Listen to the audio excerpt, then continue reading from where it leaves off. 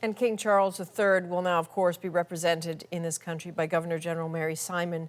13 governors general have served during Queen Elizabeth's long reign. One of them is former Governor General Adrienne Clarkson, who's with me now in studio. Dare I say, welcome home to you. Thank you so much. It's wonderful to be in a television studio again, a real one. A real one, indeed. You know, as so many Canadians are remembering Her Majesty today, we've had this conversation before about her. What words come to mind for you? Well, I think of her as the example of what Walter Bagehot talked about about constitutional monarch, that they have the right to be consulted, and they encourage, and they warn. And I think that's what she's shown through her long reign, and that's what people are respecting now, as she understood thoroughly what that meant. And that's amazing, because she became queen at the age of 25, and she hadn't really had a wonderful education. She'd been, you know, privately tutored, and somebody had taught her French, and I guess she learned the piano, but she really didn't have that education. She has learned on the job, and I am sure that it has cost her a great deal of effort personally, juggling being a queen, being a mother, being a wife. But Prince Philip, of course, was an enormous help to her. And I think that after he went, I think really she felt her staff and her comfort were no longer there. He was so important to her.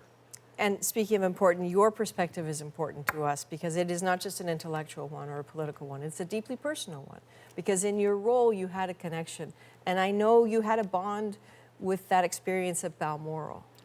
Well, we had a wonderful time at Balmoral, because she insisted immediately on taking John and me in her Jeep, and she drove it, and she loved driving. You know, during the Second World War, she was a driver.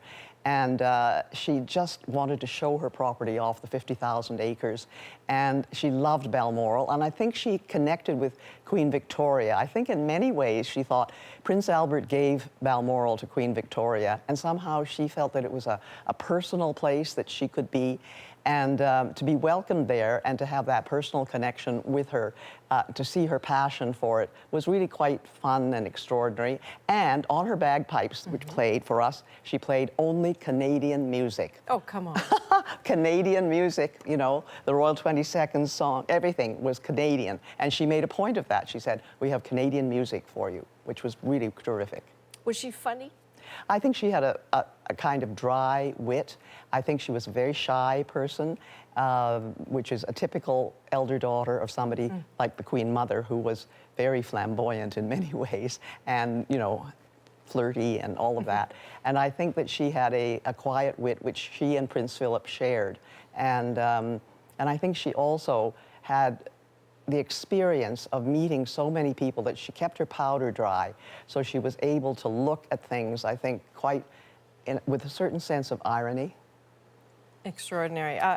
So grateful for you being here, so grateful for your analysis always, and also nice to see you. Lovely to see you, Adrienne. Take care, Adrienne.